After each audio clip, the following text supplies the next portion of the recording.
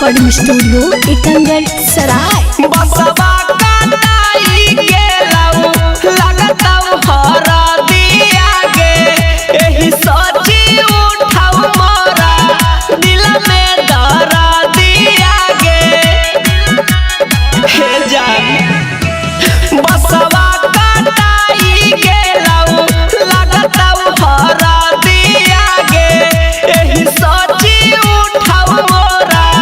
दिल में दर्दिया गे लागा हम के देई हम दिया परान तानी के ओ हरवा जागा जाइनी ससुरावा गे सिनवा में दिलावा ता बड़ा पतंगे जान जान गे तानी के ओ हरवा जागा जाइनी ससुरावा गे सिनवा में दिलावा ता बड़ा पतंगे जान।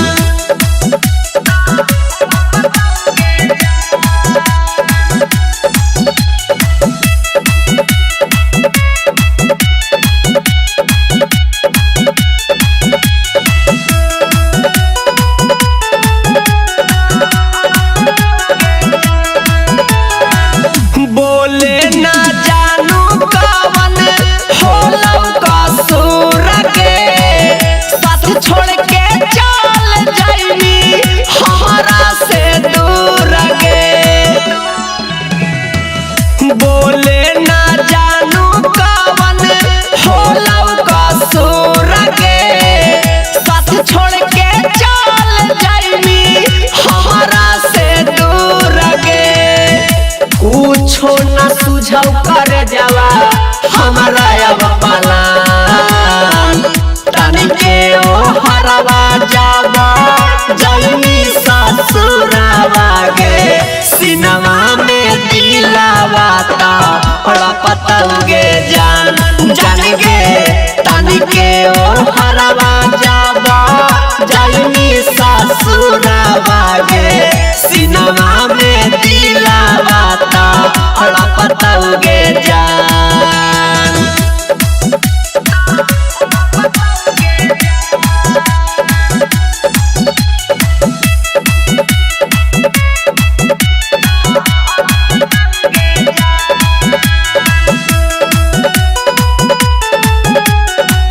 तीसरा रिकॉर्डिंग स्टूडियो एकंगर सराय। राजा रौशनमा पर तू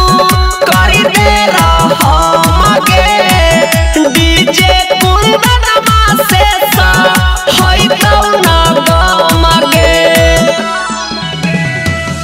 राजा रौशनमा पर तू करी दे रहमगे डीजे कुंदनमा से सा होई तौ न गमगे मौत के बंजर जैसे लागत जहान तानी के ओ हरवा जागा